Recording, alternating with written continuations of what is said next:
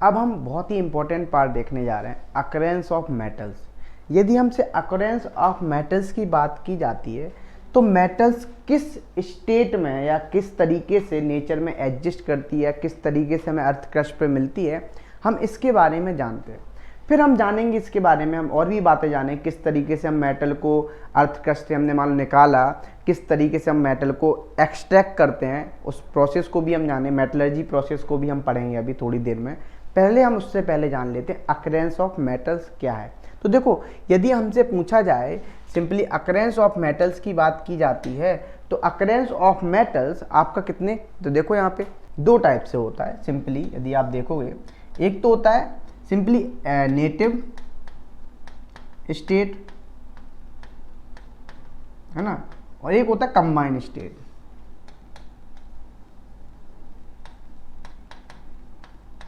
Combined state, तो देखते हैं, हम दोनों स्टेटों को देखेंगे अच्छे से, है ना, जानेंगे समझेंगे क्या होता है नेटिव स्टेट या एलिमेंटल स्टेट में मिलता है। ठीक है ना, चलो जानते हैं समझते हैं। ठीक है ना, तो चलो देखते हैं। यहाँ पे यदि हम बात करें, यहाँ पे लिखा हुआ भी, यदि आप देखेंगे जितनी भी मेटल्स होती हैं, ऑल मेटल्स, वो कहाँ कैसी प्रेजेंट है, वो आपकी all metals are present in the earth crust. ठीक है ना, अर्थ क्रस्ट पे क्या प्रेजेंट है, जितनी भी मेटल्स हैं सिंपली वो आपकी अर्थ क्रस्ट पे क्या होती हैं, प्रेजेंट होती हैं, अर्थ क्रस्ट पे प्रेजेंट है। ठीक है ना, अब हो क्या रहा है, जब अर्थ क्रस्ट पे प्रेजेंट है, सिंपली बोला जाए, ठीक है ना, either in the free state, अब ये दो स्टेट में होंगी, या तो फ्री स्टेट या नेटिव स्टेट इसको बोलते हैं, या क्या बोलते हैं इसको, नेटिव स्टेट, है ना, या तो क्या होगा फ्री स्टेट में होगी, फ्री स्टेट, ठीक है ना, या क्या बोल रहा है ना, फ्री स्टेट, और in the form of their compound, या वो किस फॉर्म में होगी, या फिर वो कंपाउंड के फॉर्म में होगी, दो ही फॉर्म में होगी, है ना, आपको नेटिव स्टेट में मिल रही है या फिर कंपाउंड के फॉर्म में मिल रही है। ठीक है ना, अब देखो जो आपकी यहाँ पे ये बात हो गई, अर्थ क्रस्ट पे ये चीजें मिल रही हैं। अब दूसरी बात, जो आपका पूरी मेटल्स में यदि बात, एल्यूमिनियम जो होता है, ठीक है ना, एल्यूमिनियम ये क्या होता है, मोस्ट अबंडेंट मेटल होता है। क्या होता है, मोस्ट अबंडेंट मेटल इन अर्थ क्रस्ट, इन अर्थ क्रस्ट। तो हम देखेंगे अभी जानेंगे, तो लिखा हुआ भी है aluminium is most abundant metal in the earth crust. ठीक है ना, अच्छा फिर आपसे पूछ लिया जाए सेकेंड मोस्ट अबंडेंट कौन सी है मेटल, तो second most abundant metal is iron. ठीक है ना, सेकेंड कौन सी है, सेकेंड है आपकी आयरन, सेकेंड है आपकी आयरन, और थर्ड है, थर्ड वन इज कौन सी होगी, कैल्शियम। तो आई होप आपको यहां पे क्लियर हो गया होगा, थर्ड वन कैल्शियम हो गई। ठीक है ना, अच्छा अब देखो, अब हम सबसे पहले हम दोनों स्टेट के बारे में जानते हैं। एक हम स्टेट जानते हैं नेटिव, है ना, और दूसरा कंबाइंड स्टेट या कंपाउंड के फॉर्म में जो मिल रहा है। तो हम जानते हैं समझते हैं एक एक करके। तो देखो सबसे पहले समझते हैं हम यहाँ पे नेटिव स्टेट। ठीक है ना, नेटिव स्टेट बोले हैं या फिर हम इसी को फ्री स्टेट भी बोलते हैं। मेटल्स क्या होती हैं आपको फ्री स्टेट में भी अर्थ क्रस्ट पे पाई जाती हैं। जैसे हमने बात किया नेटिव स्टेट की, मतलब है यहाँ पे नेटिव स्टेट लिखे तो मतलब क्या, simply free state means, free state मतलब आप ऐसे समझ सकते हो ये कैसी रहती है, अनकम्बाइंड स्टेट में रहती हैं। कैसी रहती हैं, अनकम्बाइंड स्टेट में रहती है। ठीक है ना, इतना क्लियर। तो लिखा हुआ अभी देखो आप क्या लिखा हुआ है, a metal is said to be occur in a free, ठीक है ना, कैसे फ्री है, फ्री स्टेट में, ठीक है ना, और इन नेटिव स्टेट, या नेटिव स्टेट बोलो या फ्री स्टेट बोलो एक ही बात है। ठीक है ना, when it is found in the earth crust, it is found in the crust, है ना, of the earth in the elementary, मतलब क्या एलिमेंट्री मतलब प्योर फॉर्म में, या एलिमेंट्री समझते हो ना, सिंपली एक काइंड ऑफ एलिमेंट तो पढ़े ना, वन काइंड ऑफ एटम से मिलके बने होते, एलिमेंट्री फॉर्म में मिलेंगे या फिर आपको सिंपली अनकम्बाइंड फॉर्म में मिलेंगे। क्या बोलेंगे उसको हम, एलिमेंट्री फॉर्म बोले या फिर अनकम्बाइंड। ठीक है ना, एलिमेंट्री ऐसा भी बोल सकते हैं। ठीक है, आई होप आपको यहाँ पे क्लियर हो गया होगा। ठीक है, अच्छा अब देखो, अब हम देखते हैं यहाँ पे जो मेटल्स हैं, the metals which are very unreactive, जो मेटल्स होती हैं वो कैसी हैं, वेरी अनरिएक्टिव होती है, ठीक है ना, जो कहाँ पे पड़ी होती है, जो आपने रिएक्टिविटी सीरीज देखी थी, अभी आपने रिएक्टिविटी सीरीज देखी थी टॉप टू बॉटम, जो बॉटम हाइड्रोजन से नीचे है, ठीक है ना, वो सारी कैसी हैं बोलो, एट द बॉटम वो अनरिएक्टिव है ना, कॉपर गोल्ड, है ना, आपने कौन कौन सी, कॉपर जनरली गोल्ड देखा था, है ना, प्लेटिनम देखा था, ये सब कैसी हैं मेटल्स, ठीक है ना, ये सारी की सारी आपकी कहाँ पे होंगी बोलो, बॉटम में रहती हैं रिएक्टिविटी सीरीज में, है ना, तो ये कैसी मिलेंगी बोलो, अनरिएक्टिव रहेंगी, कैसी रहेंगी, ये वेरी अनरिएक्टिव, ठीक है, इतना क्लियर। अच्छा, और ये किस फॉर्म में आपको पाई जाएंगी, ये आपको मेटल्स है जनरली, ये मेटल्स फ्री स्टेट में मिलेंगी, कैसे मिलेंगी, इन फ्री स्टेट। तो आई होप आपको यहाँ पे क्लियर हो गया होगा, ठीक है। अच्छा, अब देखो, अब हम बात कर रहे हैं, हमने नेटिव स्टेट की बात की, अब हम बात करेंगे कंबाइन स्टेट की। कंबाइन स्टेट किसे बोलेंगे, तो सिंपल नाम में ही पता चल रहा है कंबाइन स्टेट की बात करें, simply a metal is said to occur in combine state, ठीक है ना, combine state if it is found in nature in the form of its compound. मतलब क्या बनाएगा, सिंपली जो आपकी कंबाइन स्टेट में जब आपको मेटल मिल रही है, मतलब कंबाइन स्टेट में, उसका मतलब है सिंपली वो किसके फॉर्म में मिल रही है आपको, कंपाउंड के फॉर्म में मिलेगी। किस फॉर्म में मिलेगी भाई, कंपाउंड के फॉर्म में मिलेगी, ठीक है ना। जैसे एग्जांपल आप ले सकते हो, देखो ये आपको सिंपली कौन सी मिलेगी, जो ज्यादा रिएक्टिव है, जितनी भी रिएक्टिविटी सीरीज में जो जितनी ज्यादा मेटल्स रिएक्टिव हैं, ऊपर हाइड्रोजन से ऊपर वाई, जनरली वही मिलेंगी, वही वाली मेटल्स मिलेंगी। जैसे एग्जाम्पल के लिए आप सोडियम ले लो, क्या ले लो, सोडियम ले लो, है ना, आप मैग्नीशियम ले लो, ETC, ये जो भी मेटल्स आपको, ये दोनों मेटल्स कैसी मिलेंगी, कंबाइन स्टेट में मिलेंगी। आई होप आपको यहाँ भी क्लियर हो गया होगा। जैसे अब मैं एक इंपॉर्टेंट बात बता रहा हूँ यहाँ पे, ये बात याद रखना, नोट डाउन भी कर लेना, जो कॉपर एंड सिल्वर होता है, ठीक है ना, ये क्या होता है, कॉपर और सिल्वर, ये मेटल कंपाउंड या ऐसे बोल सकते हैं फ्री स्टेट में भी मिलती हैं, एज वेल एज और ये किस में मिलती हैं आपको, सिंपली कंबाइंड स्टेट में भी मिलती है, कंबाइंड स्टेट में भी मिलती है। तो एक बात क्लियर हो गई होगी, ये आपको यहाँ पे याद रखना होगा, नोट कर लो भाई, लिख लो अलग कलर के पेन से, कि सिंपली जो कॉपर और सिल्वर आपकी जो मिलेगी अर्थ क्रस्ट पे, वो सिंपली आपको फ्री स्टेट में भी मिल सकती है और आपको कंबाइंड स्टेट में भी मिलती है, ठीक है। तो यही लिखा हुआ भी है, copper and silver are metal which occur in free state as well as in the combined state. I hope आपको ये भी क्लियर हो गया हो। आगे बढ़ते हैं, अब हम और जानते हैं कुछ चीजें और पॉइंट्स देखते हैं। देखो ये जो लास्ट का जो मेटलर्जी वाला ये पोर्शन है, ये पूरा का पूरा ये थोड़ा थ्योरेटिकल है, ठीक है ना, इसको आपको याद ही रखना पड़ेगा। ये भाई ऐसा होता है, इसको आप चेंज नहीं कर सकते, फैक्ट्स हैं, ठीक है ना। अच्छा, अब देखो, अब हम बात कर रहे हैं यहाँ पे सिंपली जो आपका क्या लिखा हुआ है, the natural substance in which metals और their compounds occur either in native state और combined state are called minerals. मतलब आपको सिंपली यहाँ पे क्या बोल रहा है, जो ये बोल रहा है, जो natural substance in which metals, जो आपको नेचुरल सब्सटेंस मिल रहा है, मेटल्स मिल रही हैं, ठीक है ना, और देयर कंपाउंड, उनके जो कंपाउंड मिल रहे हैं, अब वो चाहे आपको किस फॉर्म में मिल रहे हैं, मेटल के आपको कंपाउंड मिल रहे हैं, है ना, कंपाउंड मिल रहे हैं सिंपली, ठीक है ना। अच्छा, है ना। अच्छा, अब क्या हो रहा है, अब वो किस केस में मिल रहे हैं आपको, वो नेटिव स्टेट में भी मिल सकते हैं, सिंपली मेटल जो मिल नेटिव स्टेट में भी मिल सकती है, या फिर आपको किसमें, नेटिव और कंबाइंड स्टेट, मतलब एलिमेंटर के फॉर्म में भी मिल सकते हैं या कंबाइंड स्टेट में भी मिल सकते हैं, है ना। इनको हम बोल रहे हैं सिंपली मिनरल। क्या बोल रहे हैं, मिनरल बोल रहे हैं, ठीक है ना। तो आई होप आपको क्लियर हो गया होगा।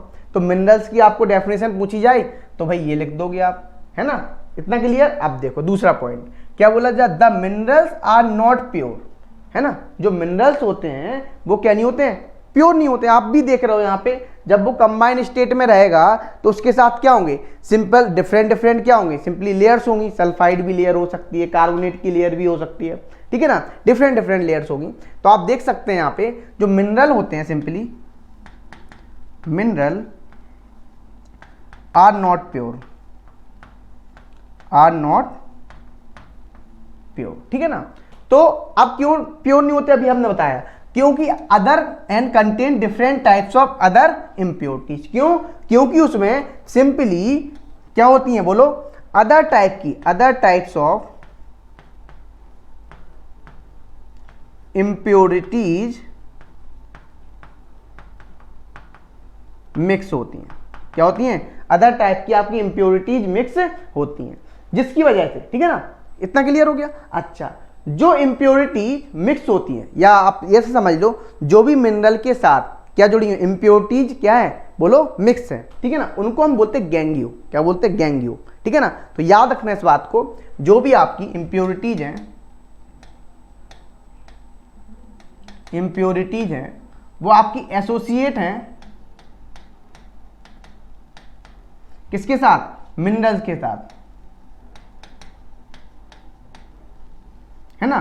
तो उससे क्या बोलते हैं हम? सिंपली गैंगियो बोलते हैं, या गैंगियो बोल दो, या मैट्रिक्स बोल दो, क्या बोलते हैं, या फिर उसको अपन मैट्रिक्स बोलते हैं। तो आई होप आपको यहां भी क्लियर होगा। तो देखो लिखा हुआ है, क्या लिखा हुआ है? The impurities associated with minerals are collectively known as gangue और मैट्रिक्स। उसे क्या बोलते हैं हम? गैंगियो बोलते हैं या फिर मैट्रिक्स बोलते हैं, ठीक है। नेक्स्ट पॉइंट देखते हैं। नेक्स्ट पॉइंट क्या बोल रहा है? अगले पॉइंट की बात आई तो देखो ध्यान सुनना। अब देखो, जो मिनरल से क्या हो जाए, देखो, the mineral from which the metal, मतलब आप जब मिनरल से मेटल को बना लेंगे, है ना, उसको बोलते हैं सिंपली हम ओर। क्या बोलते हैं? ओर। तो देखो आपको सिंपली यहां पे लिखा हुआ है, the mineral from which the metal can be conveniently and profitably extracted. मतलब हमने क्या कर लिया भाई, हमने सिंपली मेटल, मिनरल से, है ना, क्या निकाल लिया, बोलो, मेटल को एक्सट्रैक्ट कर लिया, उसको सिंपली हम क्या बोलते हैं? ओर बोलते हैं। क्या बोलते हैं? ओर बोलते हैं, ठीक है ना। लेकिन एक बात ध्यान, इस ओर को निकालने के लिए, है ना, हमें क्या देना होता है? सिंपली हमें यहाँ पे बहुत चीजें वर्क करती हैं, और ऐसे नहीं भाई, ऐसे नहीं निकलता एक्सट्रैक्ट, ऐसे नहीं होता कि आप प्रॉफिटेबली क्यों लिखा भाई यहाँ पे, पता है क्यों? क्योंकि भाई हमें ऐसा नहीं कि ज्यादा कॉस्टली पड़े, है ना, क्योंकि हर एक देश में जो मेन होता है कॉस्ट का फैक्ट आता है कि कितनी आसानी से, कितनी कम से कम कॉस्ट में आप किसी मेटल को एक्सट्रैक्ट कर पा रहे हैं, ये डिपेंड करता है, ठीक है ना। यदि मेटल की एक्सट्रैक्शन ज्यादा होगी, सिंपल सी बात है, तो वो महंगा भी होगा, है ना। तो इस बात को ध्यान रखना हमेशा कि कभी भी यदि आप भी मान लो मेटलर्जी से कभी इंजीनियरिंग किए, मेटलर्जी से इंजीनियरिंग भी होता है, ठीक है ना, एक ब्रांच है आपकी मेटलर्जी, तो आप भी वही देखो कम से कम पैसे में क्या हो जाए, काम हो जाए अच्छा, मीन्स हमें मेटल क्या हो जाए, कम से कम पैसों में मिल जाए, क्योंकि हर देश के लिए पैसा बहुत इंपॉर्टेंट होता है, ठीक है ना। इतना क्लियर? चलो अब आगे बढ़ते हैं। अब देखो आगे बढ़ते हैं, ध्यान सुनना। अब हम बात कर रहे हैं, जैसे एग्जाम्पल के लिए हमने ले लिया कुछ, हमने एल्यूमिनियम की 2 ओर्स ले ली। क्या ले ली?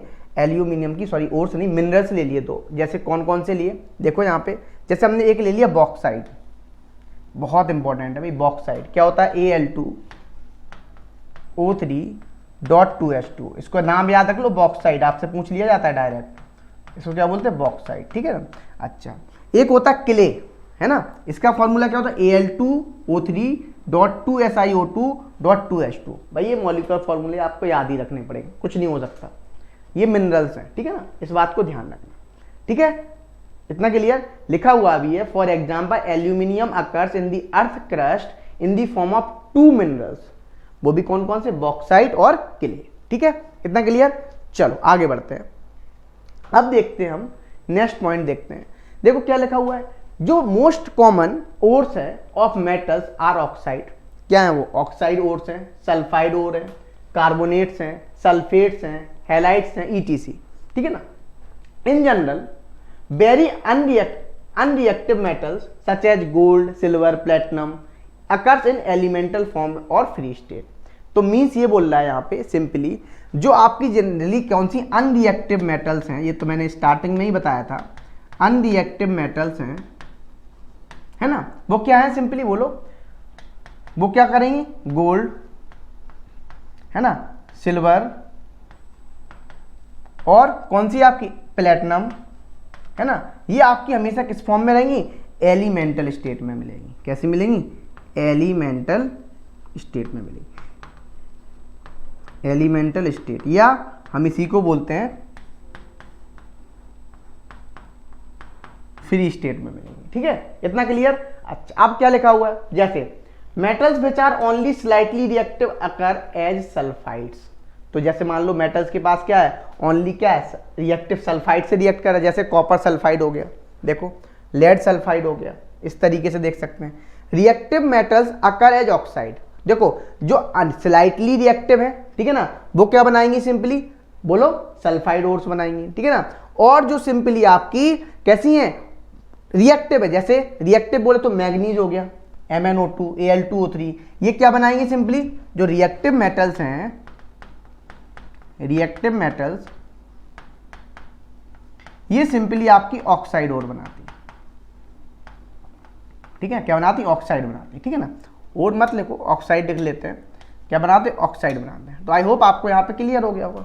ठीक है ना। अच्छा, अब देखो जो मोस्ट रिएक्टिव मेटल्स हैं, बहुत ज्यादा, ठीक है ना, वो किस में करती हैं, वो सॉल्ट, वो भी किसके सॉल्ट बनाते हैं, कार्बोनेट के, है ना, सल्फेट्स के, क्या बनाते हैं, सॉल्ट बनाते हैं। तो आई होप आपको यहां पे क्लियर हो गया होगा, लिखा हुआ भी है most reactive metals occur as salt as carbonate, sulphates, halides, etc. ये आपका सिंपली इस तरीके क्या बनाएंगे, सॉल्ट को बनाएंगे। तो देखो यहाँ पे आपको दो इंपॉर्टेंट डेफिनेशन है, नेटिव स्टेट क्या होती है, कंबाइंड स्टेट क्या होती है। दूसरी बात इंपॉर्टेंट डेफिनेशन, गैंग्यू क्या होता है, ठीक है ना, जो इम्प्योरिटीज है ना उसी को गैंग्यू बोलते हैं। ठीक है ना, आपका मिनरल्स किसे बोलते हैं, ओर किसे बोलते हैं, ये भी ध्यान रखना, ओर, है ना, ओर क्या प्रॉफिटेबली क्या हो जाए, जो मिनरल्स हैं कन्वीनियंटली कैसे निकल जाए, प्रॉफिटेबली कैसे निकल जाए, आसानी से निकल जाए, आसानी से क्या मेटल एक्सट्रैक्ट हो जाए वहां से, तो उसको हम क्या बोलेंगे, सिंपली ओर बोलेंगे। बोलिए भाई, इतना क्लियर। अब हम देखते हैं इसके बाद मेटलर्जी को देख लेते हैं भाई, मेटल किस तरीके से हम मेटल को एक्सट्रैक्ट करेंगे, इसके बारे में भी जान लेते हैं। छोटा सा पार्ट है, ये छोटा सा पार्ट है, जब आप हायर क्लासेस में इंजीनियरिंग करेंगे, मेटलर्जी पढ़ेंगे, तब आप उन्हीं को आप एक्चुअल में देखेंगे किस तरीके से होता है ना। तो हम देखते हैं इसके बाद क्या, मेटलर्जी। तो बच्चा पार्टी चलो देखते हैं, स्टार्ट करते हैं।